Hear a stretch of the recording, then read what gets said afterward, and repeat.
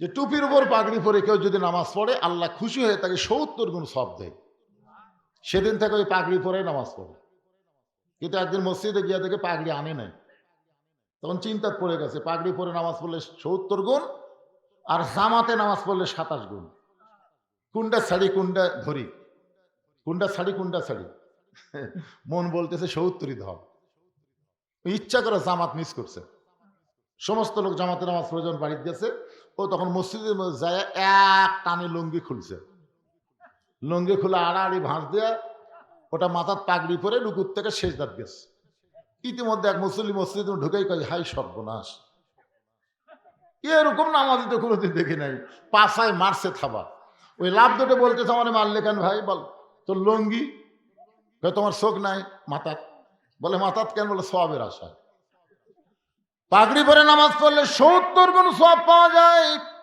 এই সওয়াবের আশায় লুঙ্গি খুলে মাথার পাগড়ি পরছি ভাই। লোকটা বলে, পাগল, পাগড়ি পরা হলো সুন্নত আর লুঙ্গি পরা হলো ফরজ। আপনার বলেন তো, লুঙ্গি পরা কি আর পাগড়ি পরা কি? এখন চিন্তা করে দেখেন, ওয়াজ শোনা হলো মোস্তাহাব আর এশার নামাজ পড়া হলো ফরজ। তাহলে এশার নামাজ বাদ দিয়া যারা ওয়াজ শুনতেছে তারা লুঙ্গি খুলিয়া মাথায় পাগড়ি পরিছে। এখন দেখেন কারা কারা কয়, কারা কারা কয় না, সবাইকে বলা লাগবে। এই মুহূর্তে যারা মুখ বন্ধ থাকবেন বুঝবেন এরাই পড়েনি। সবাই তাল তুলে তালে তালে বলেন, এশার নামাজ বাদ দিয়া যারা, এশার নামাজ বাদ দিয়া যারা ওয়াজ শুনতেছে তারা লুঙ্গি খুলিয়া মাথায় পাগড়ি পরেছে। আবার ওয়াজ শুনতে শুনতে, আবার ওয়াজ শুনতে শুনতে যারা ফজর বাদ দিবে তারা লুঙ্গি খুলিয়া মাথায় পাগড়ি পরিবে। ঠিক ঠিক যে কটা পড়িছে তারা বলতেছে, বাদ বাকি ঠিক কর। হ্যাঁ, যখন আমার ভাই যে ঘোষক বললো না সুদ খাবেন না বাদ দিবেন, অনেক লোক কিন্তু কথা কয়নি। হয়তো আপনার এলাকায় সুদের কারবার আছে। এই তুই কি বুঝিস না? আসরের নামাজের আজান দিলেন হযরত বেলাল ইবনে রেবাহ। ইসলামের প্রথম মুয়াজ্জিন হলেন হযরত বেলাল। আল্লাহ রাসূল বলেছেন, কিয়ামত পর্যন্ত যত মুয়াজ্জিন হবে এই মুয়াজ্জিনরা আজান দিবে মুসল্লির কান পর্যন্ত পৌঁছবে। কিন্তু হযরত বেলাল যখন আজান দেয় ওই আজান আল্লাহর আরশ পর্যন্ত পৌঁছে যায়। কিছুদিন আগে এক মুয়াজ্জিন আমারে কইছে, হুজুর আমি একটা বিপদে আছি। আমি কি বিপদ? বলে ফজরের আজান যখন শুরু করি তখন ৪-৫টা কুত্তা কুটি থেকে যে দৌড়ে আসে, এসে মসজিদের জানলার উপর পা তুলে দেয় উ করে। হুজুর এই আমার আজান ওরকে উ একত্র হয়ে মাইক দিয়ে প্রকাশ পায়। আপনি বলেন তো হুজুর এই কুত্তা কেন উ করে? আপনাকে এলাকাত করে নাকি এরকম? হ্যাঁ, আজান দিলে। তাই মুয়াজ্জিনকে বললাম, ভাই রে এটা কেন করে আমি তো বুঝবার পারতেছি না। ইতিমধ্যে একটা আয়াত আমার সামনে এসে খাড়া হলো, একটা আয়াত, কু আনফুসাকুম আহলিকুম নার, জাহান্নামের আগুন থেকে যদি বাঁচতে চাও তাহলে তুমি একলা বাঁচলে হবে না, তোমার আহাল পরিবার নিয়ে বাঁচা লাগবে। হুকুম কার? আমি মুয়াজ্জিনকে বললাম, ভাই আপনার ছেলে মেয়েরা কি নামাজ পড়ে? আপনি তো আজান দেন, এরা কি আজানের পরে উঠে চেতন পায় নামাজ পড়ে? না হুজুর আমার আইডিয়াগুলো একটাও নামাজ পড়ে না। মানে বেটার নাম তো হচ্ছে আইডিয়া, বেটার নাম কি? আইডিয়া। একটাও নামাজ পড়ে। আমি এই জন্যই কুত্তা উ করে যে তুমি মেয়ে আজান দাও, তোমার নিজের ছেলেই নামাজ পড়ে না। চিন্তা করে দেখেন, প্রথম মুয়াজ্জিন হযরত বেলাল। যার আজান দুনিয়ার মধ্যে সীমাবদ্ধ থাকে না, আল্লাহর আরশ পর্যন্ত পৌঁছে যায়। সাহাবারা বললেন, ইয়া রাসূলুল্লাহ হযরত বেলালের আজান আল্লাহর আরশ পর্যন্ত পৌঁছে যাওয়ার কারণ কি? রাসূল বললেন, তাহলে শোনো, এই বেলাল শুধুমাত্র ঈমান গ্রহণ করার অপরাধে, তার কোনো অপরাধ ছিল না, একটাই মাত্র অপরাধ, ঈমান গ্রহণ করেছে। আর এই গ্রহণ করার অপরাধে সারাদিন ধরে বেলালকে মারছে। শুধু সারাদিন ধরে বেলালকে মারে নাই, বুকের উপর পাথর চাপা দিয়া সারা রাত চাপা দিয়ে রাখছে। এরপরেও যখন বেলাল আল্লাহ বাদ দেয় নাই, বেলালের জিহ্বাটা টেনে বের করে ওই জিব্বার মধ্যে কাফের বেঈমানেরা পেরেক ঢুকাইয়া দিছে। এরকম জিব্বার টেনে বের করে জিব্বার মধ্যে পেরেক মারছে, এদিক দিয়ে বার করে ওই দিক দিয়ে ছড়া করে দিছে। হযরত আবু বকর বেলালকে মুক্ত করে যখন আল্লাহ নবীর কাছে নিয়ে যাওয়া হয়, নবী তাকায় দেখে বেলালের জিব্বাটা অনেক নিচ পর্যন্ত বের হয়ে জিব্বাটা ফুলে গেছে। আল্লাহ রাসূল বেলালের জিব্বার ভিতর থেকে পেরেকগুলো বের করে দিয়া নিজের পবিত্র জিব্বা বেলাল জিব্বার সাথে লাগাই দিল। সঙ্গে সঙ্গে বেলালের জিব্বাটা আগের চেহারায় ফিরে মুখের মধ্যে ঢুকে গেল। ধরে কোন সুবহানাল্লাহ। সঙ্গে সঙ্গে আল্লাহ নবী একটা আয়াত তেলাওয়াত করলেন, ইন্নাল্লাযীনা ক্বালু রাব্বুনাল্লাহু সুম্মা ইসতাকামু তাতানাজ্জালু আলাইহিমুল মালাইকা আল্লা তাখাফু ওয়া লা তাহজানু ওয়া আবশিরু বিল জান্নাতিল্লাতী কুনতুম তুআদুন। বেলাল, বেলাল, তুমি কি জানো তোমাকে যখন কাফেররা এত নির্যাতন করলো, এরপরেও তুমি আল্লাহ বাদ দিলে না? আল্লাহ তাআলা খুশি হয়ে তোমার জন্য একটা আয়াত নাজিল করেছে। আল্লাহ বলতেছেন, বেলাল যখন দুনিয়া থেকে বিদায় নিবে, 8টা জান্নাত বেলালকে পাওয়ার জন্য কাড়াকাড়ি শুরু করবে। ধরে খান সুবহানাল্লাহ। সমস্ত জান্নাতের দরজা আল্লাহ তোমার জন্য খুলে ধরবে, তুমি যে কোনো দরজা দিয়ে ইচ্ছা মতো জান্নাতে ঢুকতে পারবে। আপনারা তো সুবহানাল্লাহ বলেন, বেলাল সুবহানাল্লাহ কয় না? রাসূল বলে, বেলাল তোমার জন্য আল্লাহ আয়াত নাজিল করলো, এরপরও তোমার মধ্যে কোনো আনন্দ দেখতে পাই না। বেলাল বলে, হুজুর মরার পরে আল্লাহ আমাকে জান্নাত দিবে, আমি মরে গেলে আল্লাহ আমাকে জান্নাত দিবে, তাহলে জীবিত অবস্থায় আল্লাহ আমাকে কি দিবে? মরে গেলে জান্নাত, কিন্তু জীবিত অবস্থায় আমরা যখন দোয়া করি তখন কি পড়েন? আল্লাহুম্মা রব্বানা আতিনা ফিদ দুনিয়া হাসানা ওয়া ফিল আখিরাতি হাসানা। তার মানে কি? আগে দুনিয়া যদি সুন্দর না হয়, তার আখিরাত কোনোদিনও সুন্দর হবে না। বাংলাদেশে যতদিন নামাজ কায়েমের আন্দোলন না হবে, বাংলাদেশের মুসলমান যতদিন নামাজ কায়েমের পক্ষে কাজ না করবে, ততদিন যতই আপনি চেষ্টা করেন আপনার আখিরাত কোনোদিন ভালো হবে না।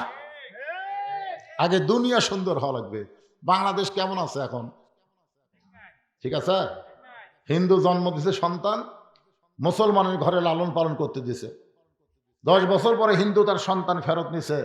আপনার বলেন তো, এই সন্তান ভগবান কবে না আল্লাহ কবে? কেন কবে? কি জন্যে? পরিবেশের কারণে। আচ্ছা ঠিক আছে, আবার মুসলমান জন্ম দিয়ে হিন্দুর বাড়িতে 10 বছর রাইখা দিস। এই বাড়ি এটা হচ্ছে আমার হুজুর, ওই সাইড আমার ভাইয়ের, ওই সাইড আমার চাচা, ওই সাইড আমার বাপ চাচা, তো সবই যদি তোমাকে হয় আল্লাহর, তখন আল্লাহরা দেখবার গেলে 2 মিনিট হাঁটা লাগবে হুজুর।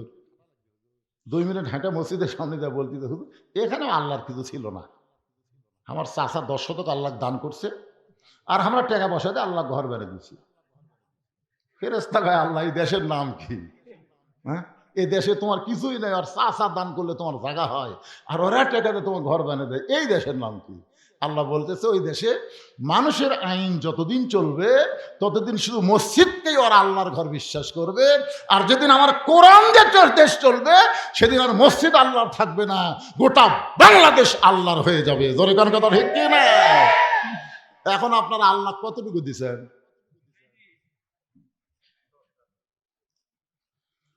সমস্ত সাহাবী মসজিদের মধ্যে ঢুকে আল্লাহর নবী মুসল্লার মধ্যে ঢুকলেন, মেহরাবের মধ্যে ঢুকলেন। আসরের ফরজ হলো 4 রাকাত। জোরে বলেন কয় রাকাত?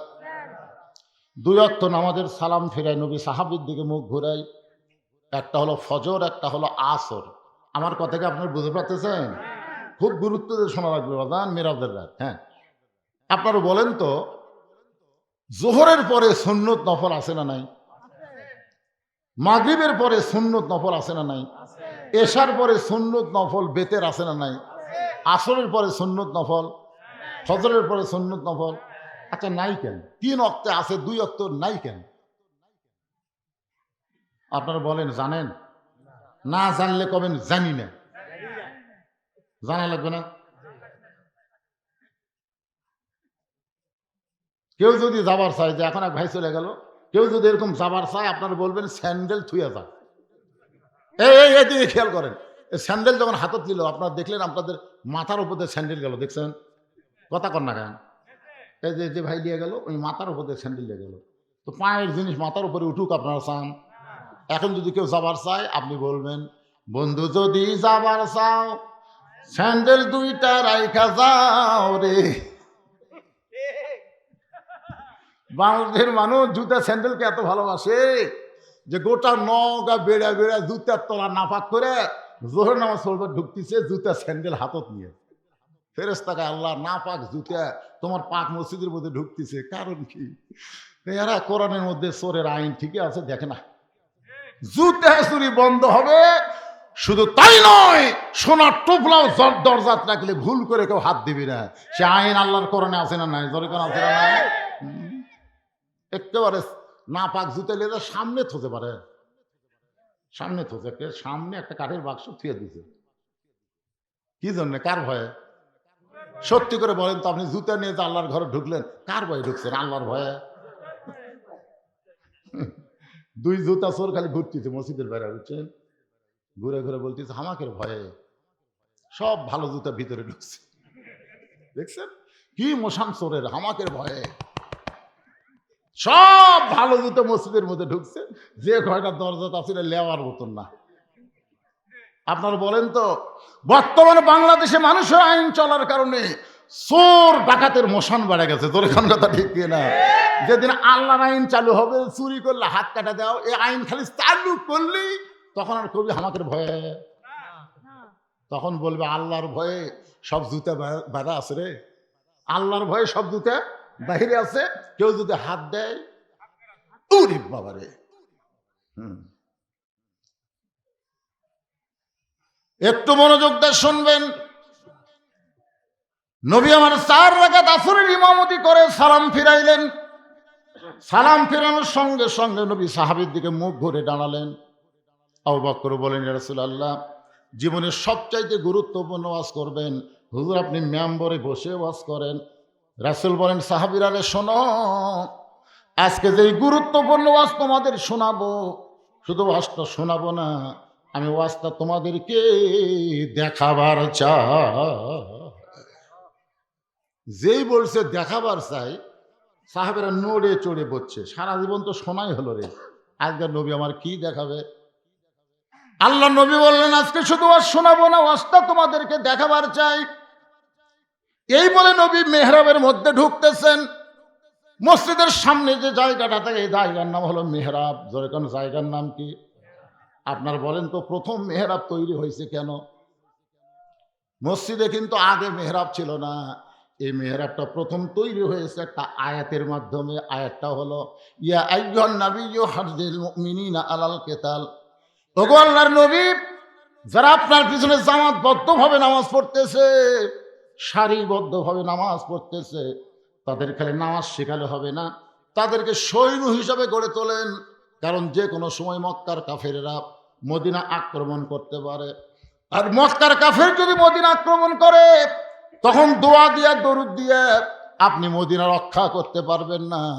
মদিনা রক্ষা করতে হলে কাফের বেঈমানদের বিরুদ্ধে অস্ত্র ধরা লাগবে। হুকুম কার? জোরে কোন?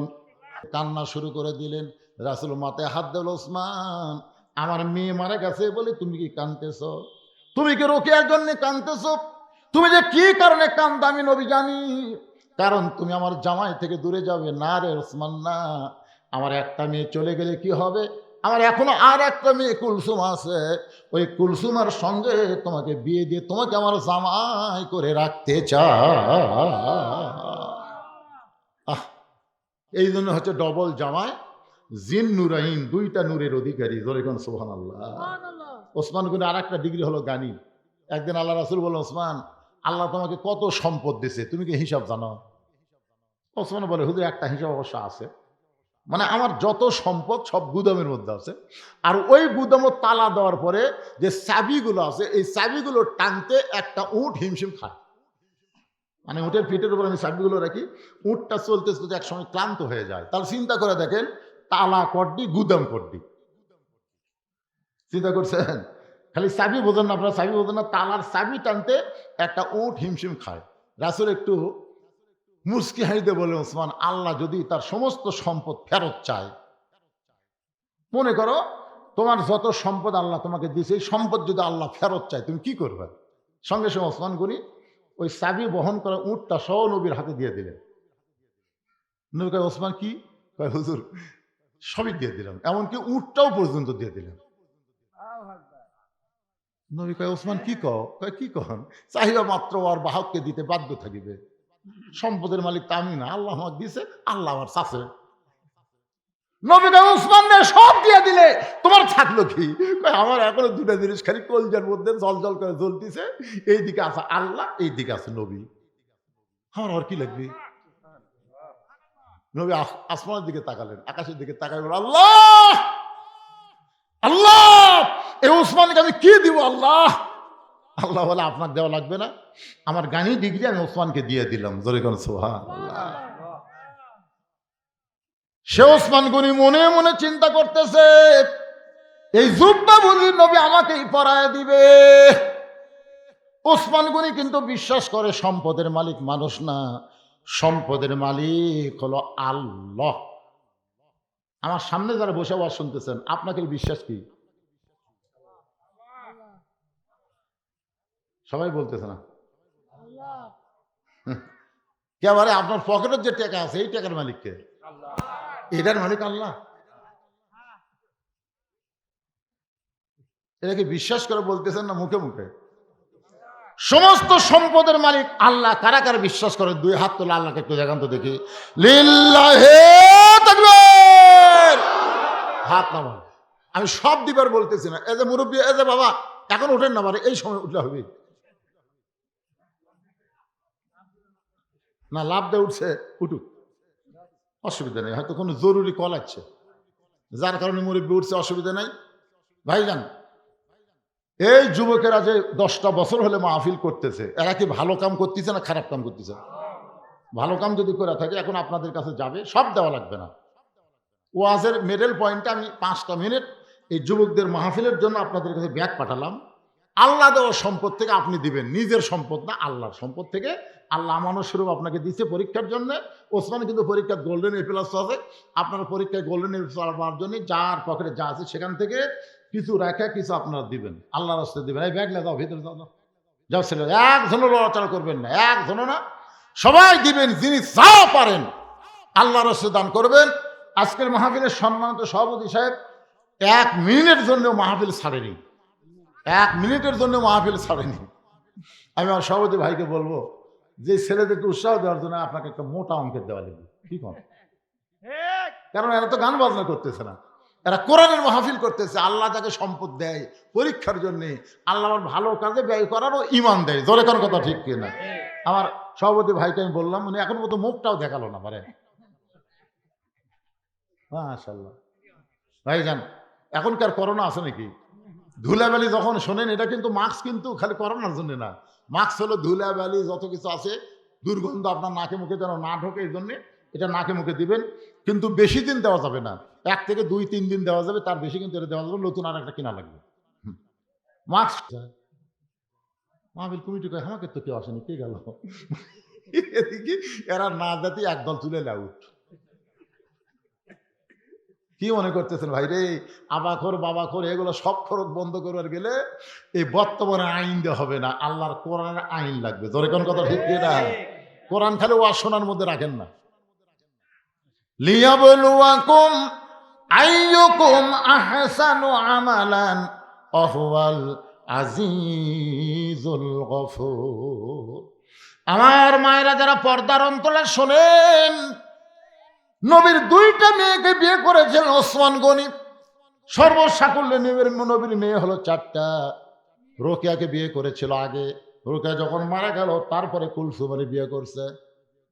একসাথে করা জায়েজ? একসাথে 2 বোনকে বিয়ে করা জায়েজ? জোরে বলবেন জায়েজ? আচ্ছা, জায়েজ না, এটা আমরা সবাই স্বীকার করলাম, নাই আসলে জায়েজ নেই। কিন্তু 1 বোনকে বিয়ে করছে, আর একটা যুবতী বোন, বইয়ের একটা যুবতী বোনকে নিয়ে দুলে ভাই ফিল্ডিং মারতেছে, ফিল্ডিং। ডানা পার্কের মধ্যে, তারপর আরো কি পার্ক সব আছে এদিকে, বহু পার্ক। পার্কের মধ্যে ফিল্ডিং মারতেছে, এটা মারা জায়েজ? জায়েজ? এক তো গত বছর দেখেছি, কয় বছর আগে? স্বাস্থ্য ভালোই, মাশাআল্লাহ। যদি অসুখ হয় আল্লাহ যেন ভালো করে দেয়, ধরে করে আমিন। আল্লাহ তোমাকে ভালো করে দেবে ইনশাআল্লাহ। আল্লাহ পারে না কি কোন পারে কি পারে না?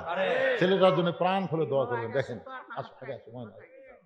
প্রাণ খুলে দোয়া করো, আল্লাহ আরে আল্লাহ তুমি দেখছো বাপ মাকে দিয়েছো কলিজা জুড়ে, সে সন্তান অসুস্থ হয়ে থাক, বাপ মা চাই না আল্লাহ, আমরা এতগুলো মানুষ আজকে চাচ্ছি এই বাচ্চাটাকে যেন আগামী বছর আবার আমার সুস্থ দেখতে পাই, ধরে কোন আমি। কি সুন্দর শুনতেছে, প্রত্যেকটা কথায় হুঁকারি ধরতেছে। আমার মায়েরা শোনেন, আপনাদের একটু ওয়াজ করব। দুই বোনকে একত্রে বিয়ে করা জায়েজ নাই, এক বোনকে বিয়ে করে আর একটা বোনকে নিয়ে ফিল্ডিং মারাও জায়েজ নাই। যারা মেয়ের বাপ আছে, আমি কিন্তু মেয়ের বাপ হচ্ছি বলে কি মরছি নাকি? যারা মেয়ের বাপ আছেন তাদের আমি পায়ে হাত দিয়ে বলতেছি, একটা মেয়েকে যখন বিয়ে দিচ্ছেন আর একটা মেয়ে যদি যুবতী থাকে, খবরদার ওই জামাইয়ের আশেপাশে যাবার দিবেন না। মেয়েদের জন্য, পুরুষ মানুষের মধ্যে দুইটা কাল সাপ আছে মেয়েদের জন্য। এই মায়েরা শোনেন, ভালো করে শোনেন, মেয়েদের জন্য পুরুষের মধ্যে দুইটা কাল সাপ। কাল সাপ বোঝেন? একটা হলো দুলা ভাই আর একটা হলো দেওরা। তো মেয়েরাই কেন চিল্লাচিল্লি করতেছে নাকি? মায়েরাই ও শোনেন, একটা হলো দুলা ভাই, একটা হলো দেওরা। এই দুইটা পুরুষ মেয়েদের ক্ষতি সবচাইতে সমাজে বেশি করে, ধরে কোন ঠিক কিনা? কারণ শালীর গায়ে দুলা ভাই যদি হাত দেয়, শালী ভয় কিছু বলে না, কারণ বোন তার ঘরে আছে, বললে যদি আমার বোনের উপর কষ্ট দেয়। বাপও যদি জানে, দুনিয়ার মানুষের কাছে প্রকাশ করতে শরম পায়, একটা মেয়ে বিয়ে করছে আর একটা মেয়ে খাম করছে, কেমনে বলবে? দেওরা দেখবেন ভাবির উপরে এইরকম করে, মায়েদের বলবো মা, এই দুইটা দলকে কাল সাপের মতন ভয় করবেন, এদেরকে আশেপাশে যাইতে দিবেন না।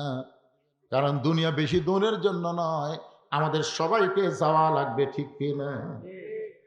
আলীকে বুকের মধ্যে নিয়ে গভীর রাত্রে ছোট বাচ্চার মতন ফাতেমা কাঁদতেছে, ছোট বাচ্চার মতন কান্দে। আলী বলে, ফাতেমা এমন কান্না তোমাকে কোনোদিন আমি দেখলাম না, আজকে আমাকে বুকের মধ্যে নিয়ে তুমি এত কেন কাঁদতেছ? ফাতেমা বলে, স্বামী গ, আমি দুনিয়া থেকে বিদায় নেওয়ার পরে আপনাকে ওসিয়ত করতেছি, আপনি আর একটা বিয়ে করবেন, আপনি আর একটা বিয়ে করবেন। আমি দুনিয়া থেকে বিদায় নেওয়ার পরে আপনি দেরি করবেন না, আর একটা বিয়ে করবেন। আমি জীবিত অবস্থায় আপনি বিয়ে করলে আপনার শ্বশুর, আমার বাবা, আল্লাহর নবী কষ্ট পাবে, এই জন্য হয়তো আপনি করবেন না, কিন্তু আমি মরে গেলে আপনি তাড়াতাড়ি আর একটা বিয়ে করে নেবেন। আলী বলে, ফাতেমা তুমি আমাকে বিয়ের কথা বলার জন্যই কেমন করে কাঁদতেছো? ফাতেমা বলে, স্বামী গ, আমি সব সময় আল্লাহর কাছে বলেছি, আল্লাহ ফাতেমার দোয়াটা কবুল করো। আল্লাহ তাআলা আমার দোয়া কবুল করেছে, আমার দোয়া কবুল করেছে। আলী বলে, ফাতেমা দোয়া কবুল করলে কেউ কান্দে নাকি? এমন করে কেন কাঁদতেছো? ফাতেমা বলে, স্বামী গো, দোয়াটা হলো আল্লাহ যেন পর্দার মধ্যে আমার মৃত্যু দেয়। আলী বলতে, পাগলি নাকি? সারা জীবন তুমি পর্দা মেনে চললে, যে মেয়েটা সারা জীবন পর্দার মধ্যে ছিল সে তো পর্দার মধ্যেই মৃত্যুবরণ করবে। ও ফাতেমা, দোয়া কবুল করাতে আনন্দ করো, খুশি হও। ফাতেমা বলে, স্বামী গ, আপনি একটু ধৈর্য ধরে নিবেন, শুনবেন, আজকে গভীর রাত্রে ফাতেমার মৃত্যু হবে। যেই মাত্র কইছে আজকে গভীর রাত্রে ফাতেমার মৃত্যু হবে, গাছের গোড়া কাটলে গাছটা যেমন পড়ে যায়, আলী তেমনি পড়ে গেলেন ঘরের মাজায়। মা ফাতেমা মুচকি মুচকি হাসে, স্বামীর মাথার উড়াত্র করে নিয়ে কপালে একটা চুমা দিয়ে বলে, স্বামী গ, এমন করে আপনি কাঁদবেন না, এমন করে আপনি কাঁদবেন না। আমি জানি আল্লাহ আপনাকে দুইটা ডিগ্রি দান করেছে। একটা ডিগ্রির নাম হলো আনা মাদিনাতুল ইলমি ওয়া আলিউ বাবুহা, আর একটা ডিগ্রি হলো আসাদুল্লাহিল গালিব। জোরে কর না সুবহানাল্লাহ। ফাতেমা স্বামীর কপালে চুমা দিয়ে বলতেছেন, আল্লাহ আপনাকে দুইটা ডিগ্রি দিয়েছে। কয়টা? একটা ডিগ্রি হলো আনা মাদিনাতুল ইলমি ওয়া আলিউ বাবুহা, রাসূল বলেছেন আমি হলাম ইলমের শহর, আলী হচ্ছে তার দরওয়াজা। আর আল্লাহ বলেছেন আলী হচ্ছে আল্লাহর সিংহ। আপনি হলেন একজন শক্তিশালী সুপুরুষ, একজন জ্ঞানী মানুষ হয়ে বউ মারা যাবে রাত্রেবেলা শুনে কেন পড়ে গেলেন? আপনি কি জানেন না এ দুনিয়া থাকার জায়গা না? আপনি কি জানেন না এই দুনিয়া থাকার জায়গা নয়? এই দুনিয়াতে আসলে সবাইকে যাইতে হবে। আচ্ছা, আপনাদের এই বিশ্বাস আছে যে দুনিয়া থাকার জায়গা না, আসলে যাইতে হবে? এই বিশ্বাস যদি থাকে ভাইজান, তাহলে আমাদের সবাইকে মিলে এই কোরআন শুধু ওয়াজ শুনবো না, বাস্তব জীবনে আল্লাহর কোরআনকে আমরা গ্রহণ করব। রাজি আছেন? প্রয়োজন হলে আল্লাহর কোরআনের জন্য কারা কারা জীবন দিতে প্রস্তুত? দুই হাত তুলে আমার আল্লাহকে দেখান। লিল্লাহে তাকবীর। হাত নামান। প্রয়োজন হলে, প্রয়োজন হতেও পারে, পারে কি পারে না জোরে কোন? কারণ কোনো সময় কেউ চাবে না যে বাংলার জমিন কোরআন দিয়ে চলুক, এটা অনেকেই চাবে না। কারণ কোরআন দিয়ে চললে আবু জেহেলের নেতৃত্ব থাকবে না, তো আব্দুলের এতিমপোলা নেতা হয়ে যাবে, ঠিক কিনা বলেন? এই জন্য অনেকেই চাবে না ভাইজান। কথাটা কেন করলাম একটু খেয়াল করেন। আসাদুল্লাহির গালিব হযরত আলী, সমস্ত জ্ঞানীর জ্ঞানী হযরত আলীকে বলতে যে ফাতেমা স্বামী, আমি দুনিয়া থেকে বিদায় নেওয়ার পর আমার তিনটা চাওয়া কিন্তু আপনাকে পুরা করা লাগবে।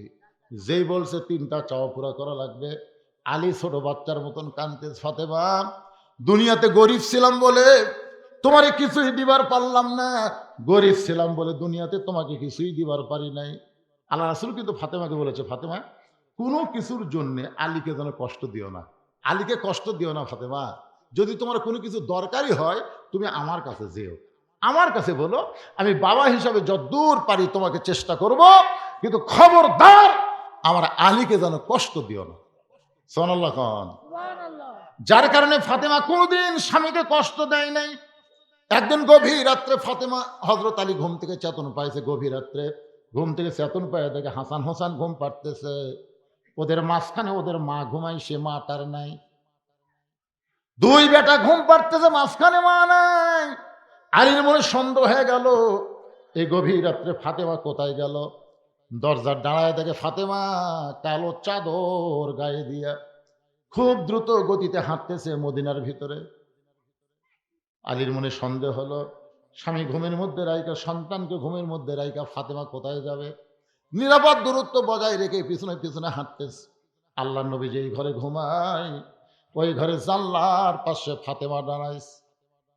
বাবা, আজকে মা যদি দুনিয়াতে জীবিত থাকতো আপনার কাছে আমাকে আশা লাগতো না, কারণ সন্তান মায়ের কাছে যত কথা বলতে পারে বাবার কাছে তত কথা বলতে পারে। জোরে বলেন, পারে নাকি পারে? মা যদি আজকে আমার জীবিত থাকতো বাবা, এই গভীর রাত্রে আপনার কাছে আশা লাগতো না। বাবা গো, যদি আপনি চেতন থাকেন ফাতেমার জন্য একটু দরজা খুলে দেন। হযরত আলী দূর থেকে দেখে নবী যখন দরজা খুলে দিছে, ফাতেমা ঘরের মধ্যে যাওয়ার সাথে সাথে আলী দৌড়ে গিয়ে জানলার কাছে কানটা লাগায় শুনতেছে, দেখে বাপ বেটির মধ্যে আমার বিরুদ্ধে কোনো কথা হয় কিনা। রাসূল বলে, ফাতেমা এই গভীর রাত্রে তুই একা একা কেন আইছিস মা? আমার আলীকেও ঘরের মধ্যে আসতে বল। সুবহানাল্লাহ। যেই বলেছে তুই একা একা কেন আইছিস ঘরের মধ্যে, আমার আলীকেও ঘরের মধ্যে আসতে বল। হযরত আলী জানলার কাছ থেকে চমকে উঠছে, আমি যে জানলার কাছে, নবীকে জানলো নাকি? ফাতেমা বলে, বাবা আপনার জামাই কেমনে আসবে বাবা? আপনার জামাই ঘুমের মধ্যে আছে, হাসান হোসেন ঘুমের মধ্যে আছে, এই মুহূর্তে আমি একা একা আপনার কাছে আইছি বাবা, মেহেরবানি করে একটু ঘরে বাতি জ্বালান, মেহেরবানি করে একটু ঘরে বাতি জ্বালান। রাসূল বলে, ফাতেমা যদি আলী চেতন পায় তাহলে অবশ্যই তোকে সন্দেহ করবে, কি বলবি বল, তাড়াতাড়ি বলে যা। ফাতেমা বললেন, বাবা বহুদিন বলেছি কাম হয় নাই, আজকে রাতের বেলা একটু আপনাকে দেখাবার চাই।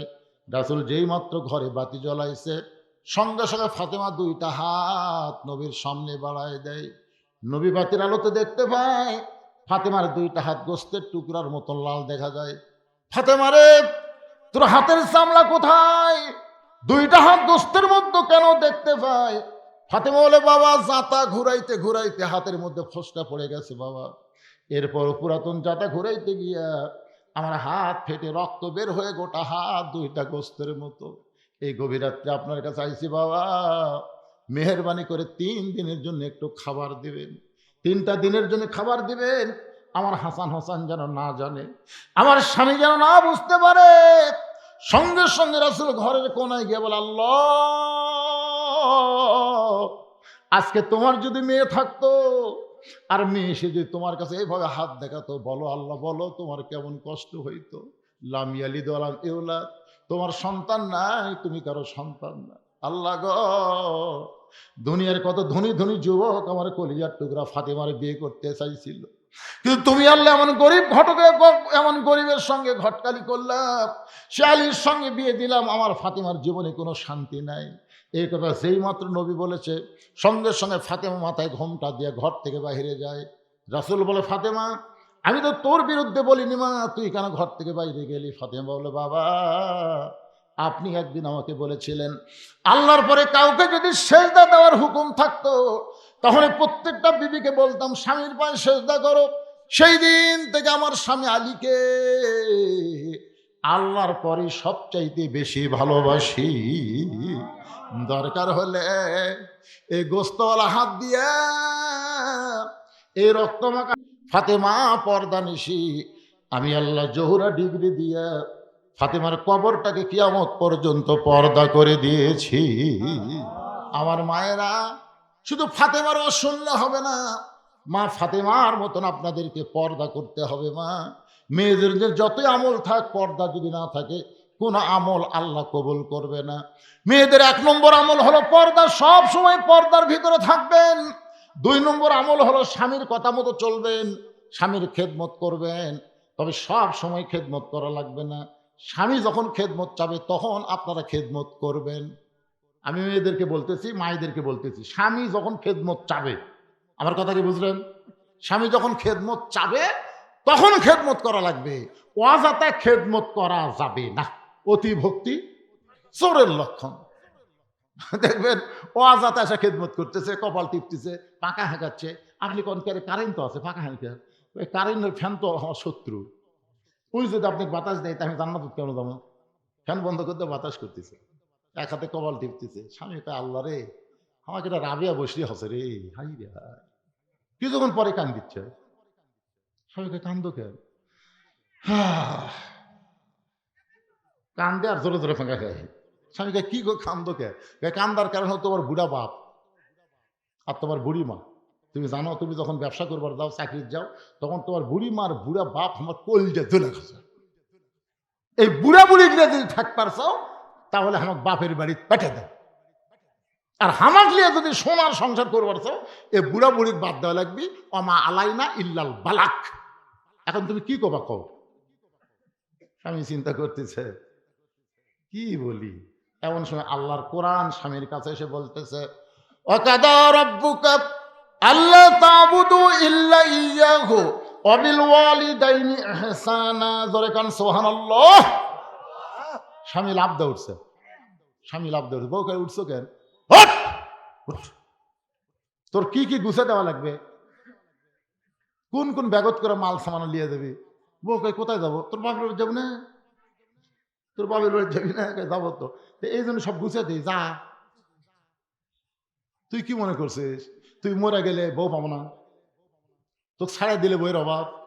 তুই ক, তুই যাকে বিরুদ্ধে আমার সাথে ওয়াজ করলি, আমার আলাইনা ইল্লাল বালাক, এই বাপ মা যদি মরে, বাপ মা পাবো কেন? বাপ মা মরে গেলে বাপ মা পাওয়া যাবে না, বউ ছাড়িয়ে দিলে মরে গেলে বউয়ের অভাব নাই।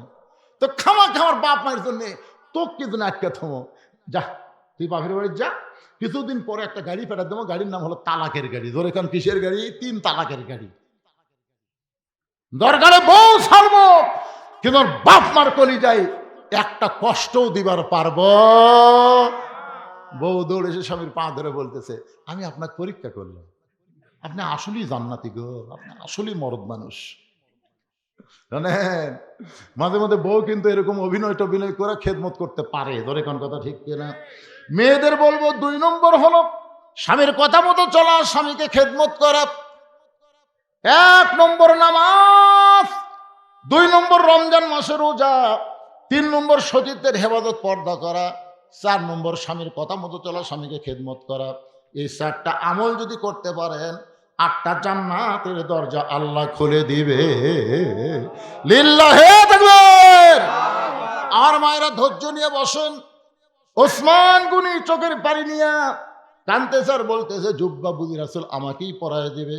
ওসমান গনির পাশে একজন সাহাবী বসে আছেন। একজন সাহাবী, নাম হলো তার হযরত আলী। ধরে বলেন নাম কি? হযরত আলী মুস্কি মুস্কি হাসতেছেন। আবু বকর কিন্তু কাঁদতেছেন, ওমর কিন্তু কাঁদতেছে, ওসমান গনি কাঁদতেছে, কিন্তু হযরত আলী মুস্কি মুস্কি হাসতেছে। মুস্কি মুস্কি হাসার কারণ হলো আল্লাহ রাসূল বলেছেন, আদম আলাইহিস সালাম থেকে কিয়ামত পর্যন্ত যত মানুষ দুনিয়াতে আসবে, হযরত আলীর মতন এত বড় ডিগ্রি আল্লাহ কোন নবীকেও পর্যন্ত দেয়নি। সে ডিগ্রির নাম কি জানেন? জানেন?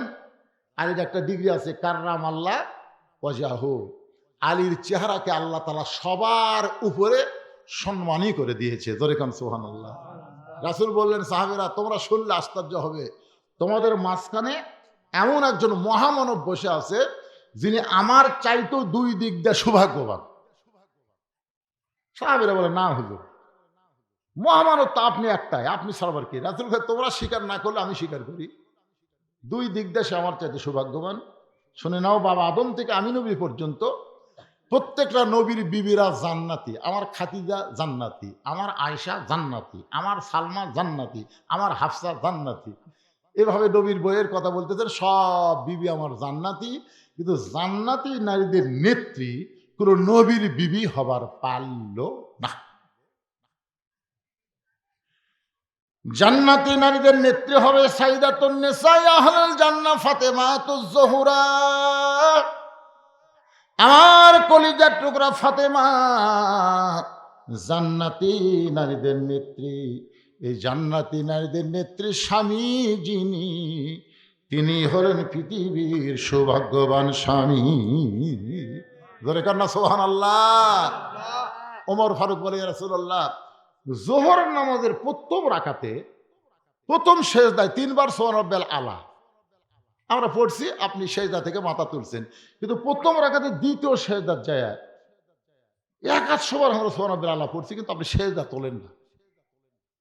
দ্বিতীয় রাকাত ঠিক আছে, তৃতীয় রাকাত ঠিক আছে, চতুর্থ রাকাত ঠিক আছে, কিন্তু প্রথম রাকাতের এই দ্বিতীয় সেজদায় এত লম্বা হওয়ার কারণ কি? আল্লাহ রাসূল বলে, সাহাবীরা তোমাদের সবার মনে কি হচ্ছিল? এক সাহাবী কয়, হুজুর আমরা মনে করছি আপনি বোধহয় অসুস্থ হয়ে আছেন। তখন আমরা কি উঠে যে আপনার কি করি, কিন্তু সাহস পাচ্ছিলাম না। তোমরা কি মাথা তুলে কেউ টেরা টেরা করে দেখছে না? না হুজুর, সে সাহস আমরা পাইনি। একতে দায়িত্ব বিহাদ আল ইমাম বলে আমরা নিয়ত করছি, ইমাম যা করবে আমরাও তাই।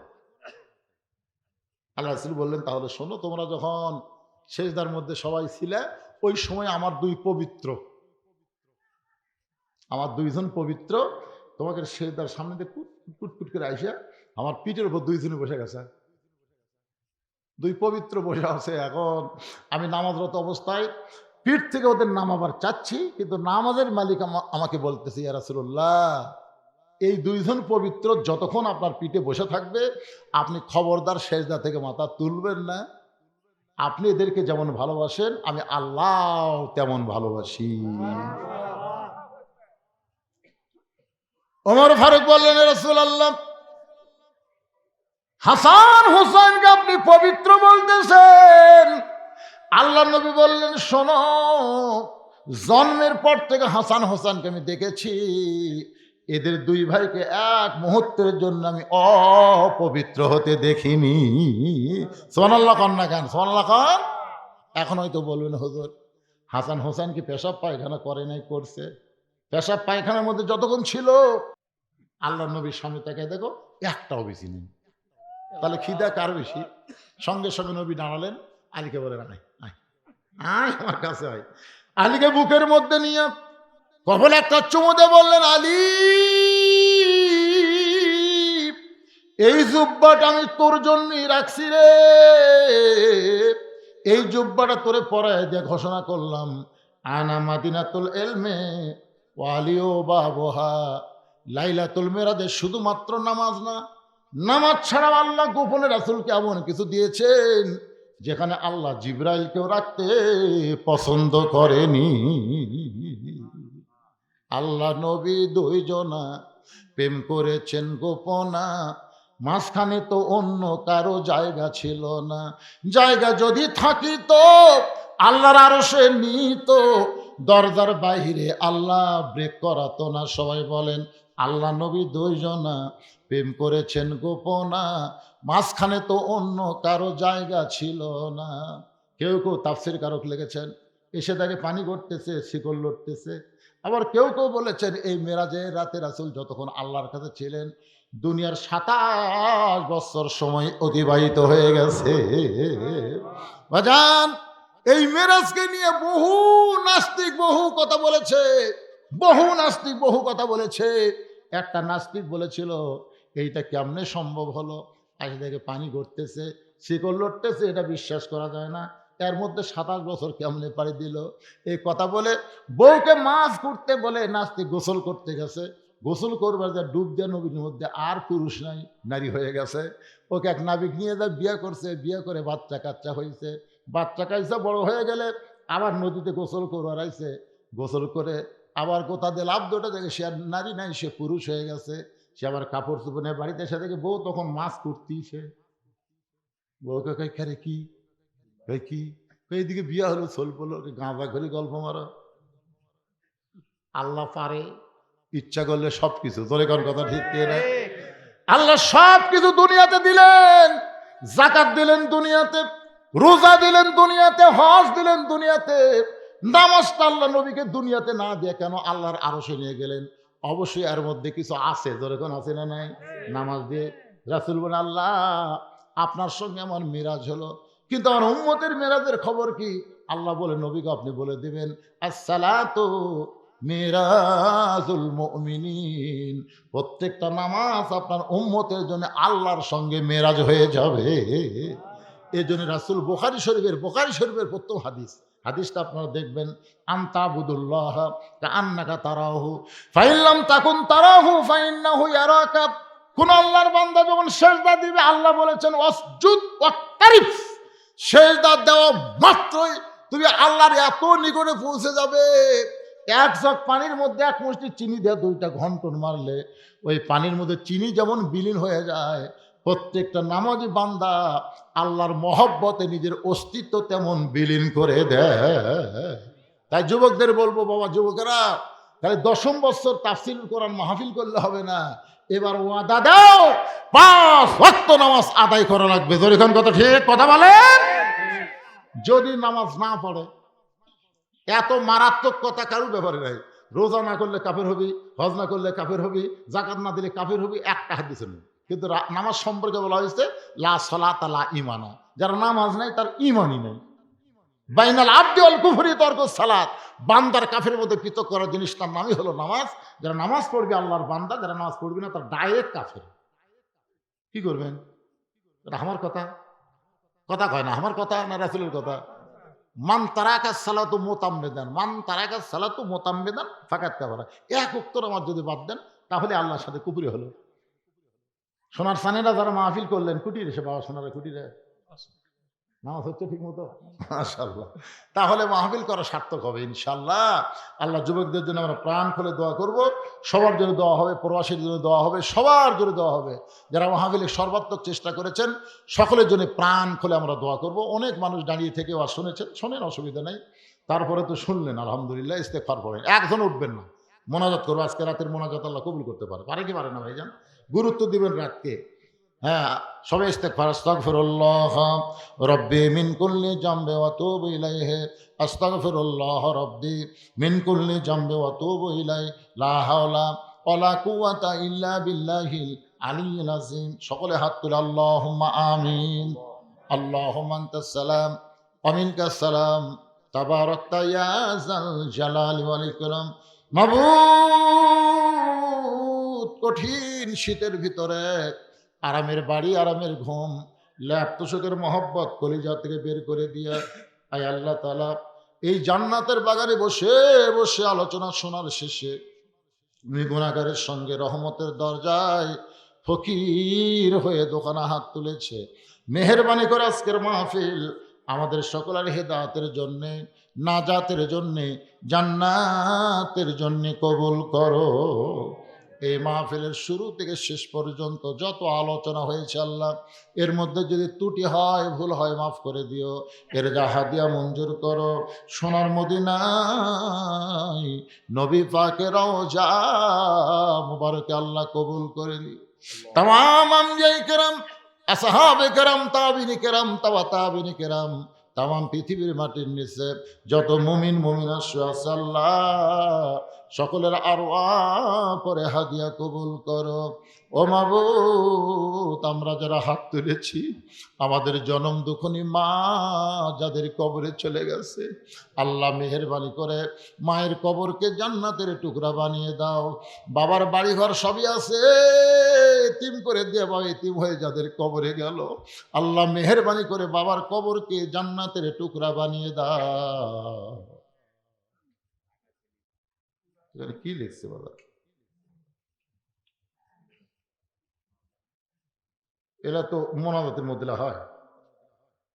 আল্লাহ তোমার বান্দারা অনেক টাকা পয়সা খরচ করে, অনেক ত্যাগ স্বীকার করে আজকের জান্নাতের বাগান লাগাই দিছে।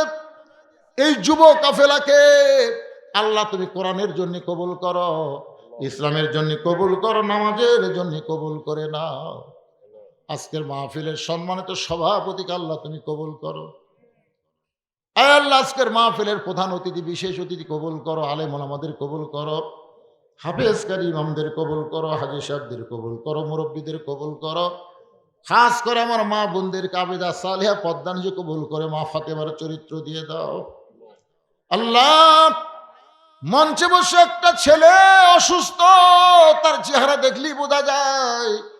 এছাড়াও যারা অসুস্থ অবস্থায় হাত তুলেছে, আমি নিজে অসুস্থ, আল্লাহ সবকে সুস্থতার নিয়ামত দান করে দাও। আল্লাহ, আমার প্রবাসী ভাইদের জন্য দোয়া চাওয়া হয়েছে। আল্লাহ, এদের মধ্যে অনেকে হয়তো দুনিয়া থেকে কবরে চলে গেছে। ও আল্লাহ, যেখানে থাক সুন্দর থাক। এই মাহফিলের জন্য যারা সর্বাত্মক সহযোগিতা করলো, মোনাজাতের সঙ্গে সঙ্গে আজকের মাহফিলের সমাপ্তি হয়ে যাবে। আগামী বছর পর্যন্ত আমরা বাঁচা থাকবো তার কোনো গ্যারান্টি নেই। আজকে পবিত্র রাতের ওসিলায়, এই লাইলাতুল মিরাজের রাতের ওসিলায় আল্লাহ আমাদের দোয়া কবুল করে নাও। আমাদেরকে 5 ওয়াক্ত নামাজি হওয়ার তৌফিক দাও। আল্লাহ, কে কোন নিয়তে হাত তুলেছে সকলের নেক নিয়ত নেকাশাকে আল্লাহ কবুল করো। সুবহান রাব্বিকা রাব্বিল ইজ্জাতি আম্মা ইয়াসিফুন ওয়া সালামুন আলাল মুরসালিন ওয়ালহামদুলিল্লাহি রাব্বিল আলামিন। ওয়া হাক্কা লা ইলাহা ইল্লাল্লাহু মুহাম্মাদুর রাসূলুল্লাহ। চেয়ারে বসে নামাজ হবে কিনা? চেয়ারে বসে নামাজ হবে, বাড়িতে মসজিদ হবে না, কারণ কাতার সোজা করার জন্য চেয়ার চলবে না।